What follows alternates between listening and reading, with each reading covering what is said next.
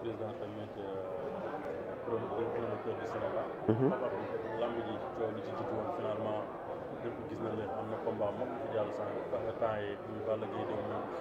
combat saison bi yow ban jàngat nga am ci démarrage boobu. mais sant yàlla boo xoolee tey ki ñu convié ci rencontre ba tax ñu daje fii promoteur bu bees la lan la monté Modou Lo Eumeu Sène defe naa ni combat bi ñu monté tey am na ci mbër moo xam ne bii mooy deuxième combat am ci saison bi muy Modou Lo parce que bëri na ak Balla Gaye mu ngi bëriwaat ak Eumeu Sène mais loolu cela veut dire que ne lamb mu ngi dox nañ leen sant yàlla bokk ndey bokk bàyyi lamb amul benn problème bari na coow nag mais ñëpp ñoo bokk ndey ñoo bokk bàyyi lamb tey boo ko xoolee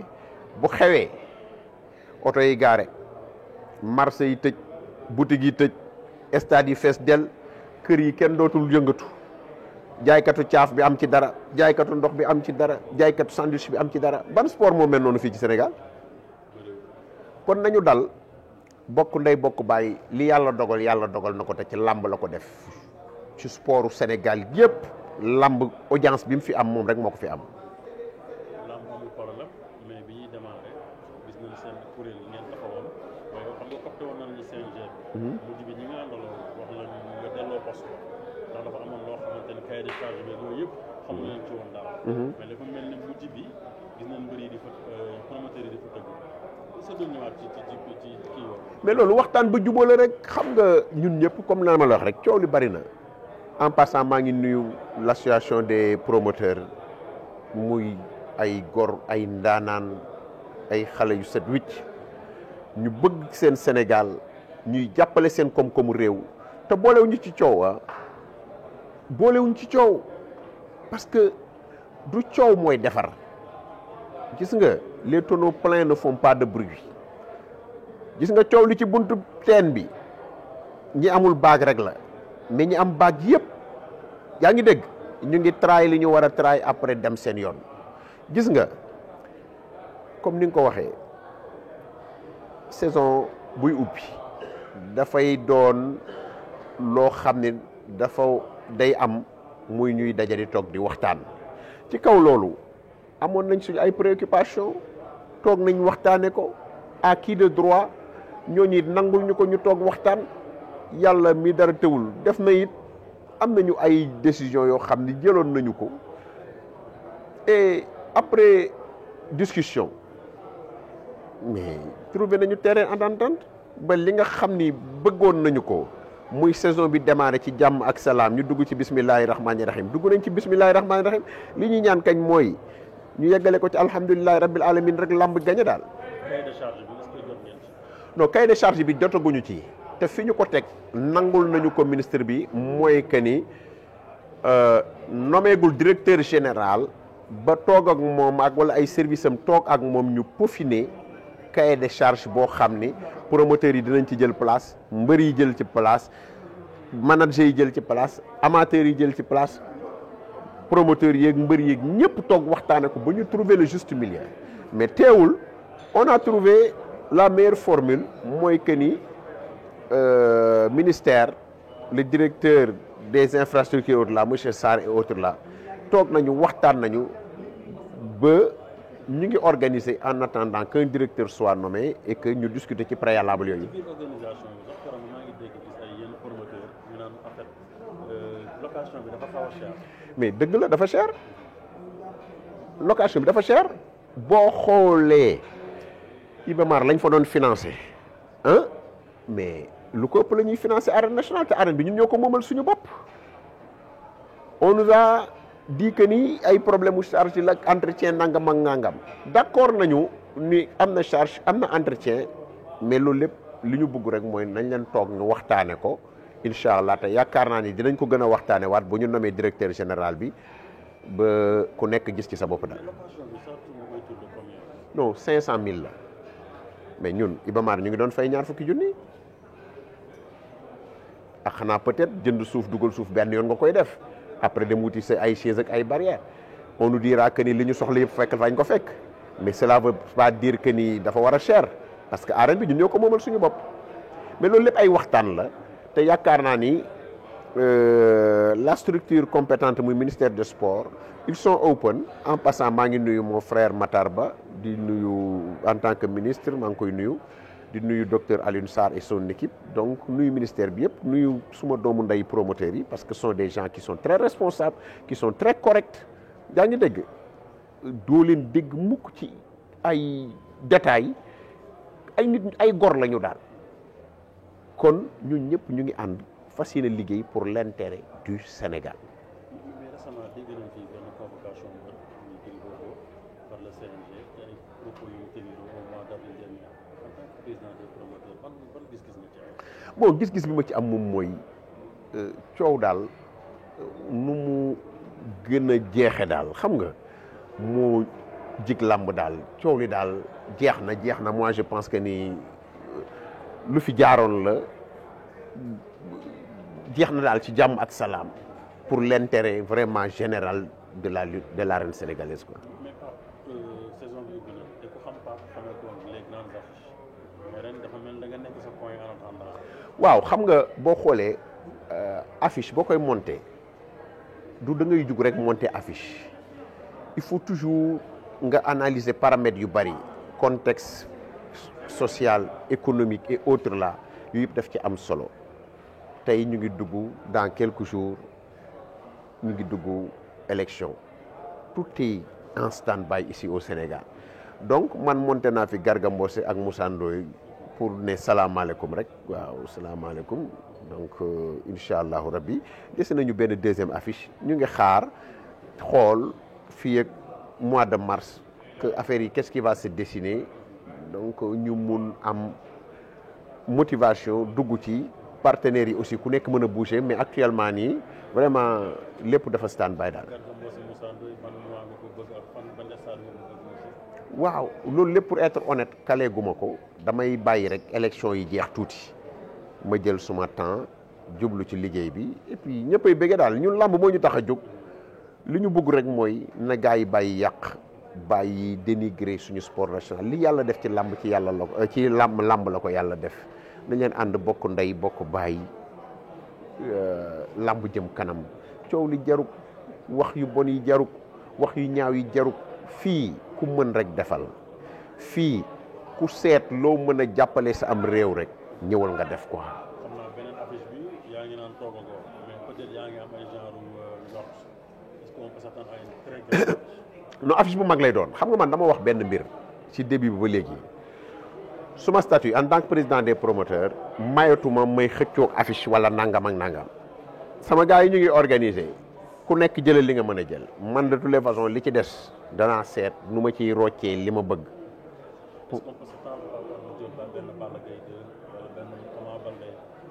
mais attends rien n'est impossible tant qu'on a la vie il y a toujours de l'espoir hein. On n'est pas figé risquement indi la wërsëgu jaam yàlla man sama lépp dama ko teg ci siraatal mustaqim donc braqué wu ma ci lenn je suis pas figé daal lu gën ci man rek yàlla na ma ko yàlla jox. justement en parlant de grande affiche booy seet Balla Gaye Modou Lô moo di jàll mooy dépassé mais gis nañ aussi taxawaayu les promoteurs en tant que président est-ce que mën nga ñëw ci solidarité boobu ñuy gis ci seen mais mon cher àdduna boo ciy ñëw nit a lay indi boo fi nekkee loo mën a def ci seede yàlla nit moo ciy yëngu jàppale la ngay génn àdduna it nit a lay suul gisoo kenn ku suul boppam kon l'homme est le remède de l'homme alhamdulillahi rabbil alamin nag yàlla booleem ñu ànd bokk ndey bokk bàyyi ñun promoteur yëpp kenn xoolul ci sa morom lu ñaaw kenn xëccootul affiche boo xoolee depuis un certain temps kenn xëccatootul date kenn xëccatootul lenn kon loolu sant yàlla rek li may def rek mooy ñaanal leen yàlla xale yu gore lañu nit ñu am jom lañu parce que mënoon nañ yor seen xaalis jaar yoonu Chine wala jaar beneen dëkk dem jënd ci ay marchandises ñëw jaay ko mais tey ñu ngi ci benn sport boo xam ne tey jii nii yaa ngi dégg ici tous les sports sont soutenus muy football handball yaa ngi dégg ak yeneen yëpp état day yëkkati xaalisam daal di ciy def ñii nag tey li ñuy def état moo politique d'emploi des jeunes bi état war na ci contribuer war na leen jàppale. waaw on nous dira que nous sommes des privés mais privés yu amal njariñ ay promoteurs yi association des promoteurs yi ñu amal njariñ seen askan ak réew mi parce que boo xoolee ay jamono les sponsors leaders yi fi daan nekk ba tax ñu naan làmb ñëpp retiré wu est-ce que tax na làmb sooxe jamono jooju man ca laa dugg commencé def ay grosse affiche pour rek wan askan wi xamal leen ni yaa ngi dégg waaye yow et puis xoolal man gëmuma impossible man Abdou noonu lañ ma mooñe man gëmuma ni lii mënta nekk moo tax toujours damay bëgg ñëw relever le défi et ndax gis naa ci grosse pointure yi ñu doon wax ndax doxagum nga fenn ñu naan la fii sens interdit Paf la wala sens interdit Pape Abdou Fall la wala ndax benn mbër taxaw na fii ne la yorel naa la bor amut ndax tax na maa daw làmb maa ngi fii sama morom mbokk promoteur bu bees moo ñëw ñu ngi koy saluer Moustapha Diop di ko encourager ci idée bii mu def nii parce que man suma appel toujours moo doon ñoom Gaston nañu ñëwaat ñoom Aziz nañu ñëw ñoom Petit Mbaye nañu ñëw Luc donc parce que làmb moo ñu soxla duñ fi ériger arène nationale promoteurs yi di manqué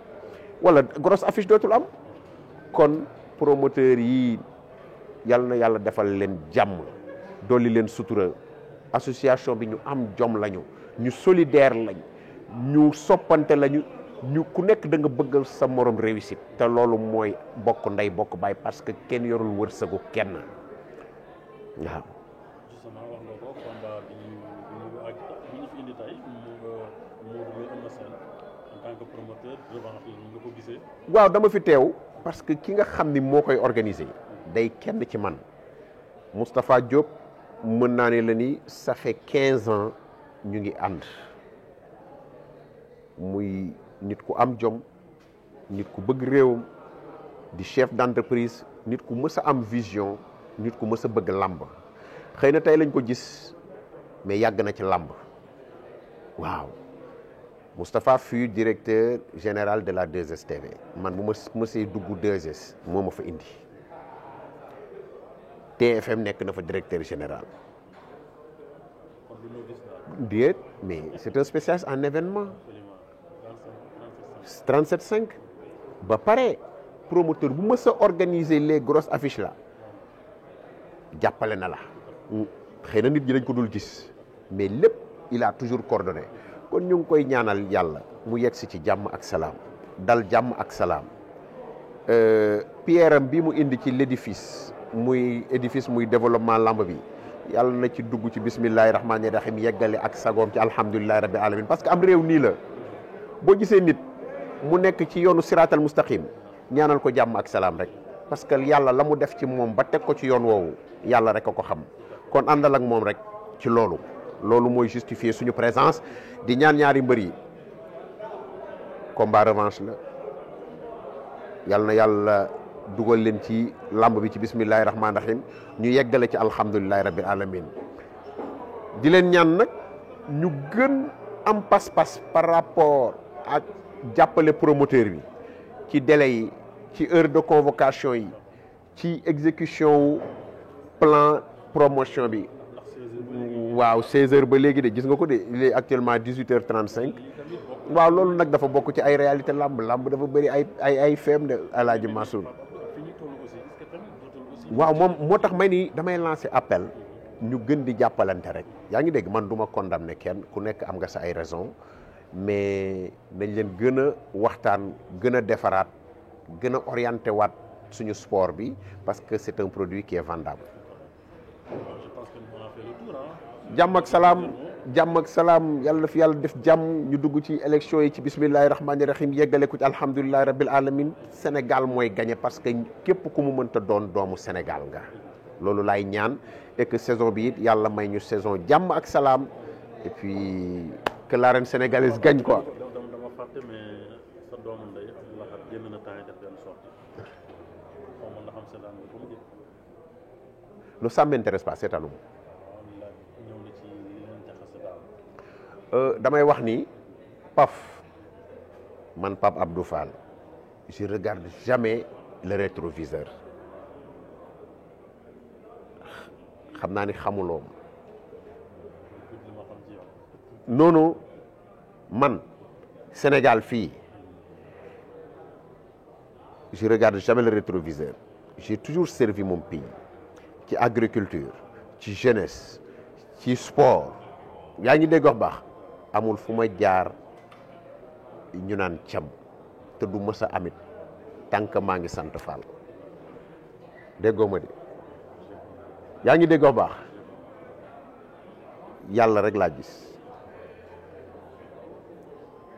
seetaanuma ko ça ne m'engage pas il y a des choses yoo xam ni ça m'intéresse pas je n'ai même pas le temps di xool yoon waaw mais ànd boo gis ni mu amee commencement noonu la amee fin mais na rafet rek